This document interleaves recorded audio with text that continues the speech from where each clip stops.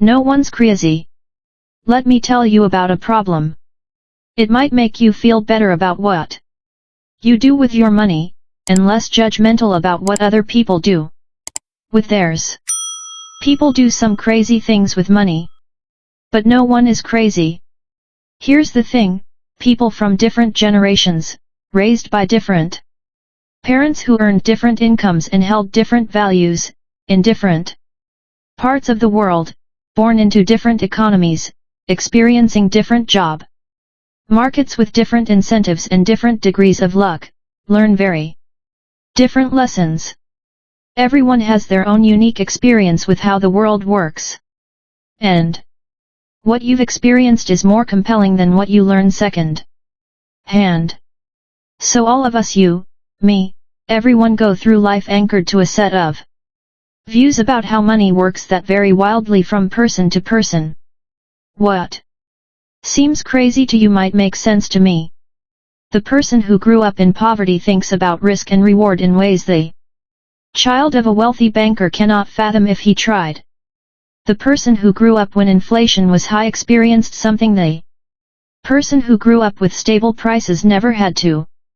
The stockbroker who lost everything during the Great Depression experienced something the tech worker basking in the glory of the late 1990s can't imagine. The Australian who hasn't seen a recession in 30 years has experienced something no American ever has. On and on. The list of experiences is endless. You know stuff about money that I don't, and vice versa. You go through life with different beliefs, goals, and forecasts than I do. That's not because one of us is smarter than the other, or has better information. It's because we've had different lives shaped by different and equally persuasive experiences. Your personal experiences with money make up maybe 0.000000001% of what's happened in the world, but maybe 80% of how you think the world works. So equally smart people can disagree about how and why recessions happen, how you should invest your money, what you should prioritize, how much risk you should take, and so on. In his book on 1930s America, Frederick Lewis Allen wrote that the Great Depression marked millions of Americans inwardly for the rest of their lives. But there was a range of experiences. 25 years later, as he was running for president, John F. Kennedy was asked by a reporter what he remembered from the Depression. He remarked, "I have no first-hand knowledge of the Depression. My family had one of the great fortunes of the world and it was worth more than ever then. We had bigger houses, more servants, we traveled more. About the only thing that I saw directly was when my father hired some extra gardeners just to give them a job so they could eat. I really did not learn about the Depression until I read about it at Harvard. This was a major point in the 1960 election. How, people thought, could someone with no understanding of the biggest economic story of the last generation be put in charge of the economy? It was, in many ways, overcome only by JFK's experience in World War II. That was the other most widespread emotional experience of the previous generation, and something his primary opponent, Hubert Humphrey, didn't have. The challenge for us is that no amount of studying or open-mindedness can genuinely recreate the power of fear and uncertainty. I can read about what it was like to lose everything during the Great Depression. But I don't have the emotional scars of those who actually experienced it. And the person who lived through it can't fathom why someone like me could come across as complacent about things like owning stocks. We see the world through a different lens. Spreadsheets can model the historic frequency of big stock market declines. But they can't model the feeling of coming home, looking at your kids, and wondering if you've made a mistake that will impact their lives. Studying history makes you feel like you understand something. But until you've lived through it and personally felt its consequences, you may not understand it enough to change your behavior. We all think we know how the world works. But we've all only experienced a tiny sliver of it. As investor Michael Batnick says, some lessons have to be experienced before they can be understood. We are all victims, in different ways, to that truth. In 2006, economists Ulrich Malmendier and Stefan Nagel from the National Bureau of Economic Research dug through 50 years of the survey of consumer finances, a detailed look at what Americans do with their money. In theory, people should make investment decisions based on their goals and the characteristics of the investment options available to them at the time. But that's not what people do. The economists found that people's lifetime investment decisions are heavily anchored to the experiences those investors had in their own generation, especially experiences early in their adult life. If you grew up when inflation was high, you invested less of your money in bonds later in life compared to those who grew up when inflation was low. If you happened to grow up when the stock market was strong, you invested more of your money in stocks later in life compared to those who grew up when stocks were weak. The economists wrote, our findings suggest that individual investors' willingness to bear risk depends on personal history, not intelligence or education or sophistication. Just the dumb luck of when and where you were born.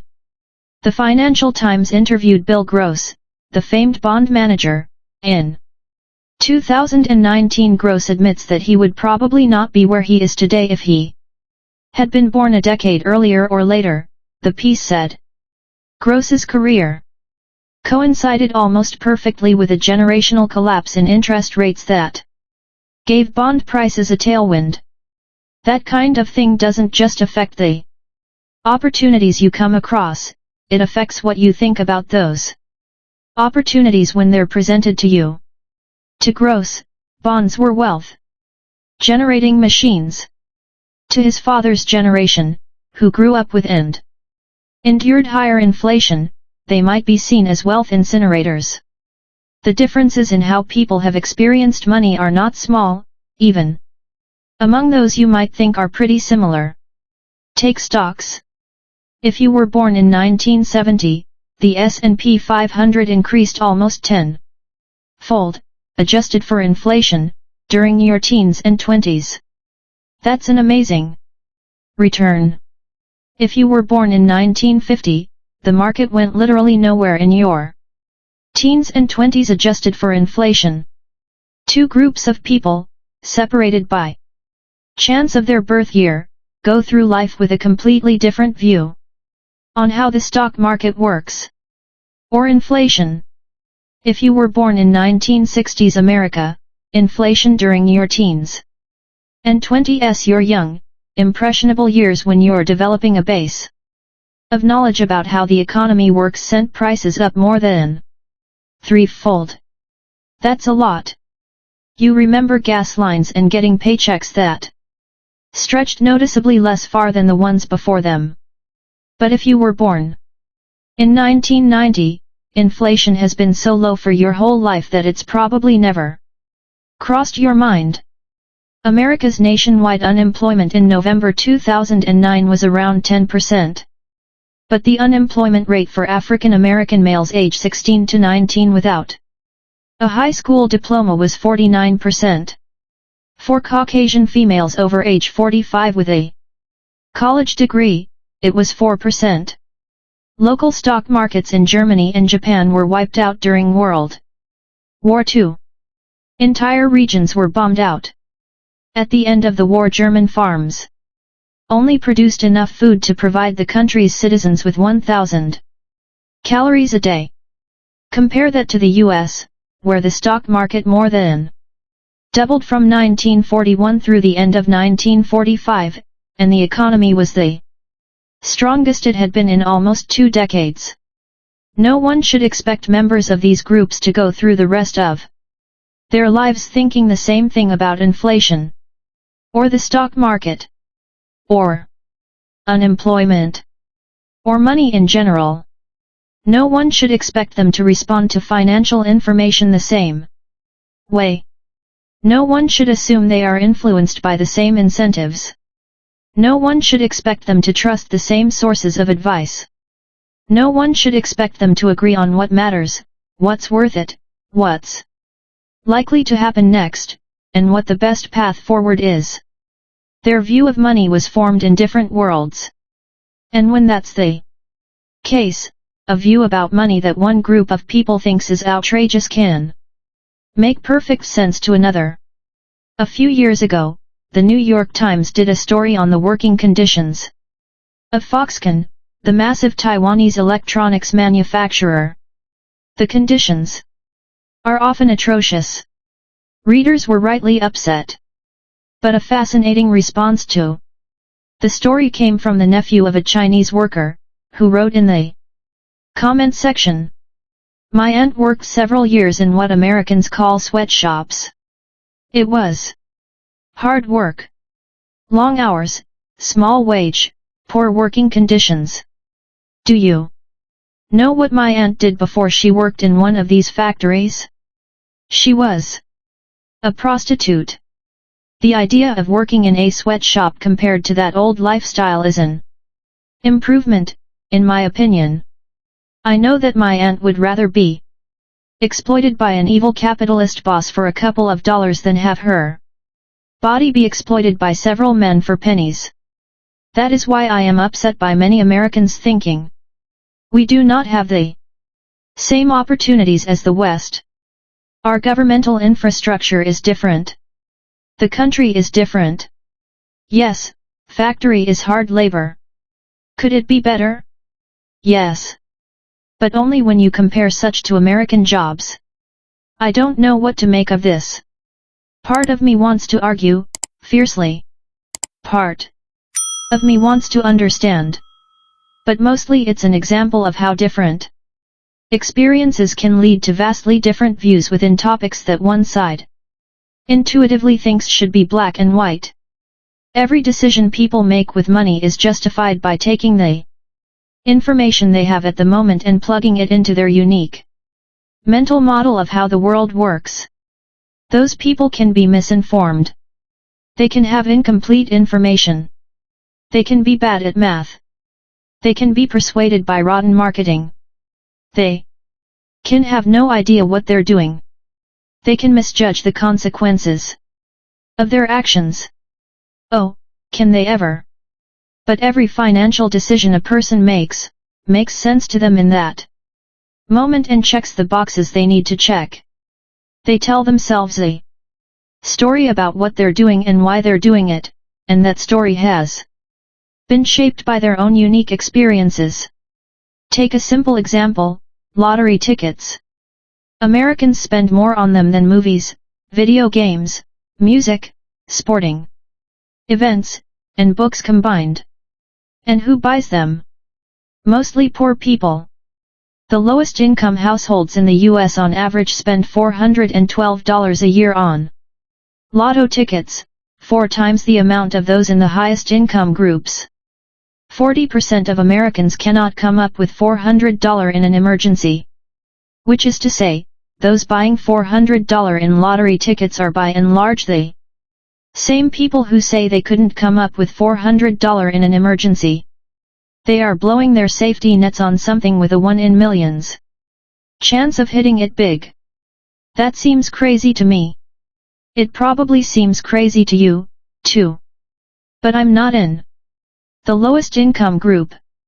You're likely not, either. So it's hard for many of us to intuitively grasp the subconscious reasoning of low-income lottery ticket buyers. But strain a little, and you can imagine it going something like this. We live paycheck to paycheck and saving seems out of reach. Our prospects for much higher wages seem out of reach.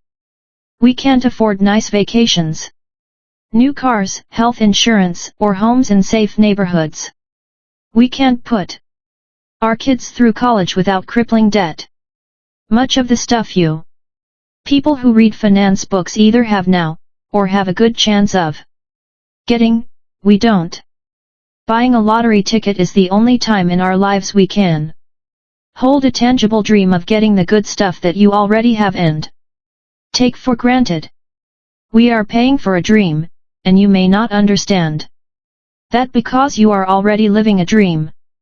That's why we buy more tickets than you do. You don't have to agree with this reasoning. Buying lotto tickets when you're broke is still a bad idea. But I can kind of understand why lotto ticket sales persist. And that idea what you're doing seems crazy, but I kind of understand why you're doing it. Uncovers the root of many of our financial decisions. Few people make financial decisions purely with a spreadsheet. They make them at the dinner table, or in a company meeting. Places where personal history, your own unique view of the world, ego, pride, marketing, and odd incentives are scrambled together into a narrative that works for you.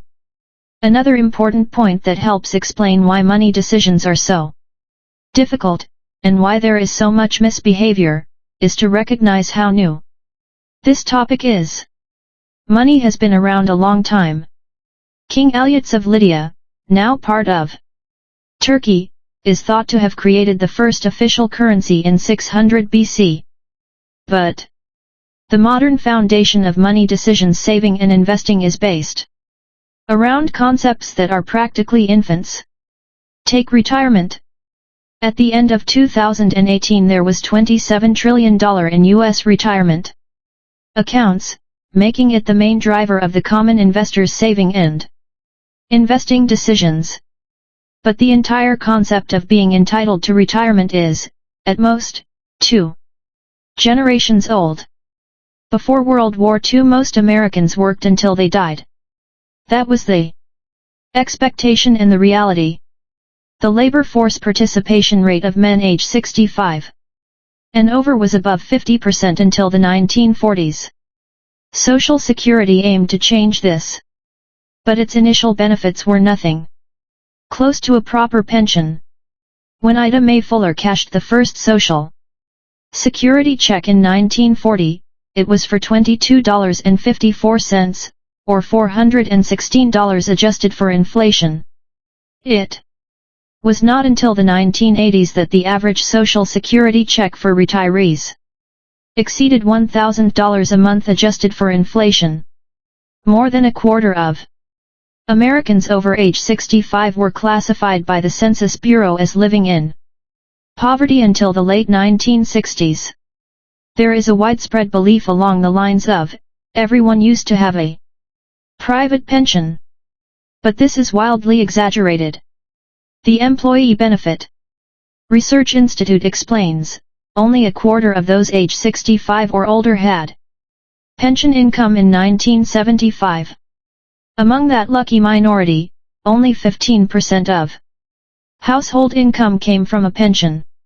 The New York Times wrote in 1955 about the growing desire, but continued inability, to retire. To rephrase an old saying, everyone talks about retirement, but apparently very few do anything about it. It was not until the 1980s that the idea that everyone deserves, and should have, a dignified retirement took hold. And the way to get that dignified retirement ever since has been an expectation that everyone will save and invest their own money. Let me reiterate how new this idea is. The 401k, the backbone savings vehicle of American retirement, did not exist until 1978. The Roth IRA was not born until 1998. If it were a person, it would be barely old enough to drink. It should surprise no one that many of us are bad at saving and investing for retirement. We're not crazy. We're all just newbies. Same goes for college. The share of Americans over age 25 with a bachelor's degree has gone from less than 1 in 20 in 1940 to 1 in 4 by 2015. The average college tuition over that time rose more than fourfold adjusted for inflation. Something so big and so important hitting society so fast explains why, for example, so many people have made poor decisions with Student loans over the last 20 years. There is not decades of accumulated experience to even attempt to learn from. We're winging it. Same for index funds, which are less than 50 years old. And hedge funds, which didn't take off until the last 25 years. Even widespread use of consumer debt mortgages, credit cards, and car loans did not take off until after World War II, when the GI Bill made it easier for millions of Americans to borrow. Dogs were domesticated 10,000 years ago and still retain some behaviors of their wild ancestors. Yet here we are, with between 20 and 50 years of experience in the modern financial system, hoping to be perfectly acclimated.